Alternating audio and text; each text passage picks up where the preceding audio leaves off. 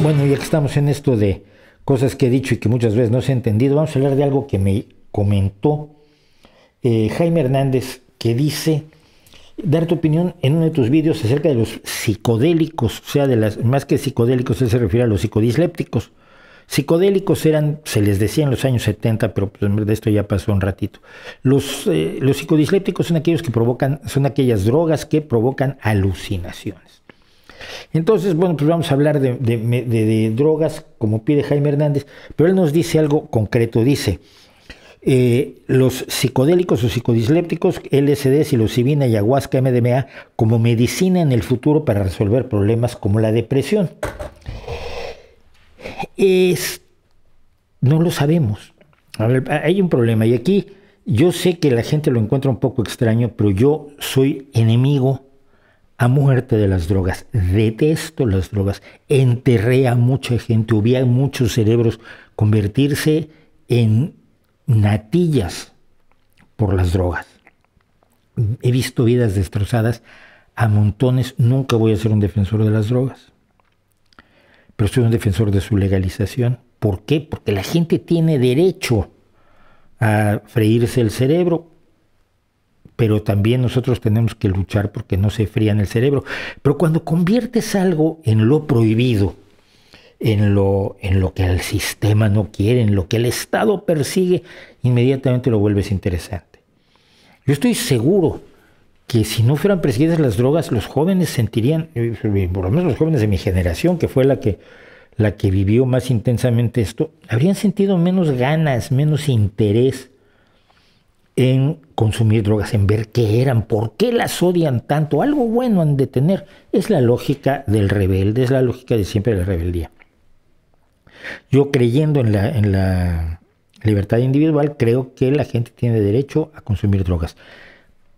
Creo que mantener la penalización de las drogas es hacerle un favor a los cárteles de la droga, es dañar a mucha gente que es consumidora y acaba en la cárcel solo por consumir, es bloquear en gran medida los esfuerzos por evitar que la gente consuma drogas y por lograr que quienes las consumen y quieren dejarlas, logren dejarlas, porque hay un estigma social enorme asociado al consumo de drogas.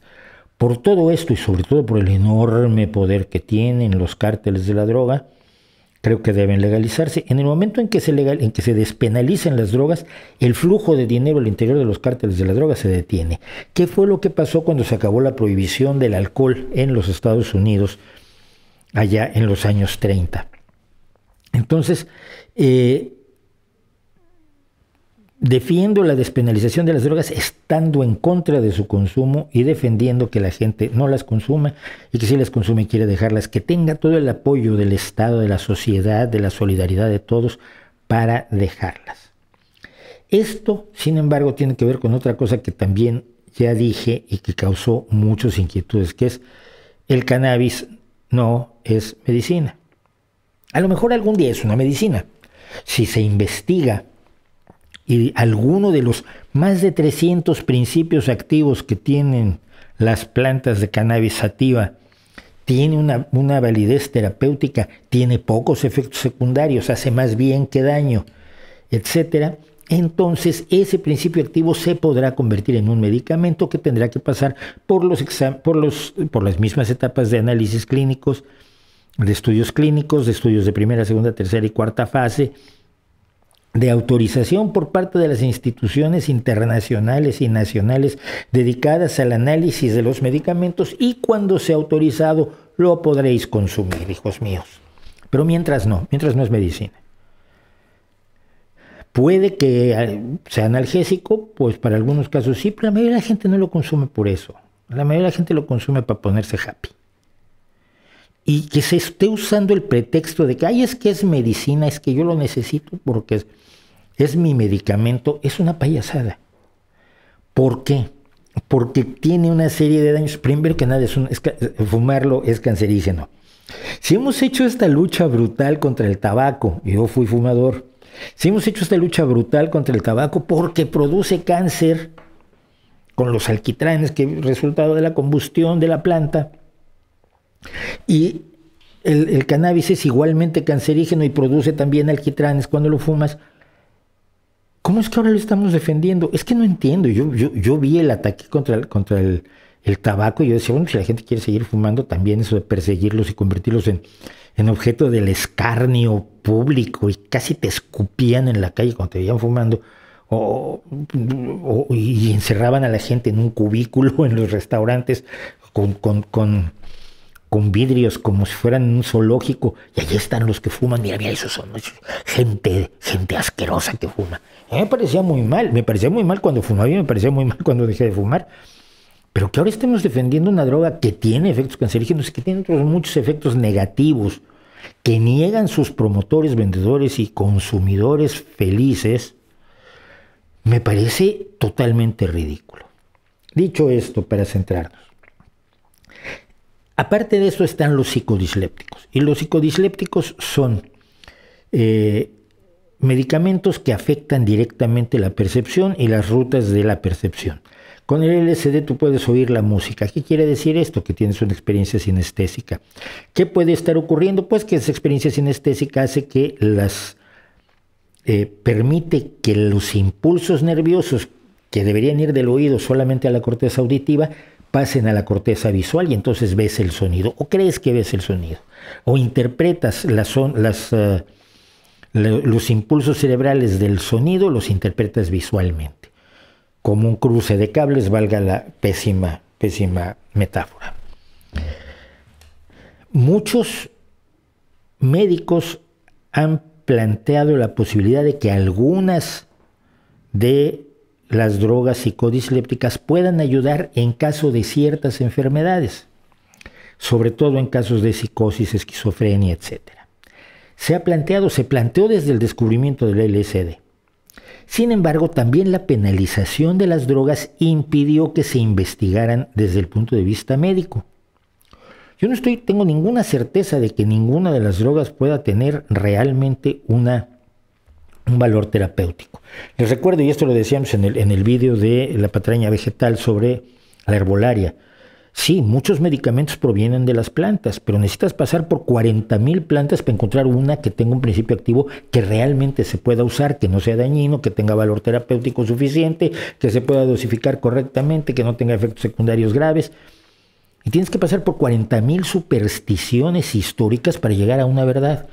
Mucha gente cree que el hecho de que los medicamentos salgan de las plantas significa que todas las plantas tienen medicamentos adentro. No es cierto.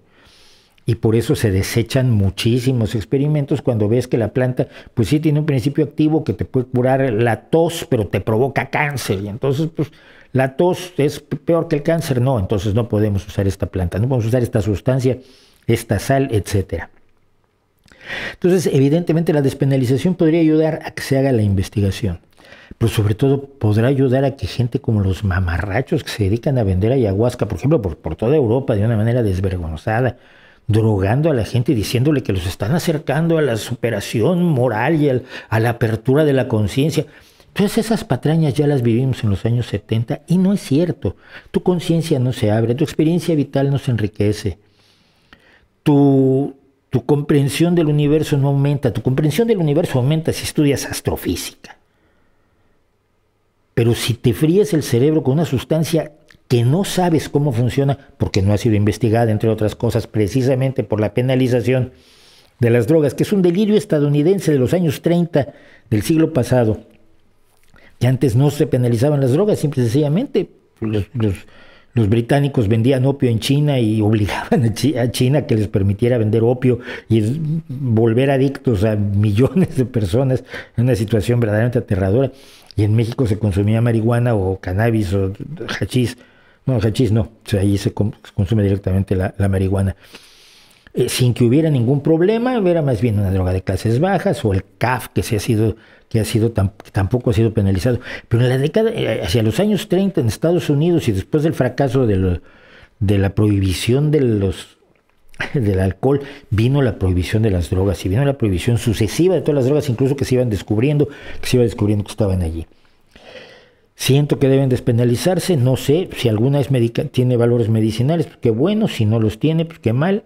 La gente tiene derecho a matarse, sí tiene derecho, y nosotros tenemos la obligación de tratar de evitar que se maten porque somos solidarios con ciudadanos amigos. Entonces, Esta posición puede parecer muy contradictoria y mucha gente me lo ha dicho, pero es que parece contradictorio. Pues sí, pero ¿qué quieres que haga? Yo estoy absolutamente, podría yo estar también en contra del parapente, porque mucha gente se rompe la crisma. No quiero que nadie se rompa la crisma con el parapente, pero lo que no voy a hacer yo es promover la prohibición del parapente o de los deportes de riesgo. Yo hice algo de escalada en mi juventud también. Y luego te dabas cuenta de que te habías jugado la vida lo estúpido, pero bueno, estás en tu derecho. Yo creo que es una libertad individual real. Pero eso no quiere decir que no entienda yo que la despenalización es socialmente sana, que libera recursos, que reduce violencia y que permite incluso manejar mejor a las personas que han caído en el consumo de drogas. Yo mucho hubiera querido que muchos amigos míos hubieran tenido el apoyo de su sociedad, más para desintoxicarlos que para perseguirlos. Porque claro, si te clavas demasiado en las drogas, acabas vendiendo, es un círculo vicioso. Y cuando vemos gente destruirse, como vimos destruirse a Janis Joplin, o a Jimi Hendrix, o a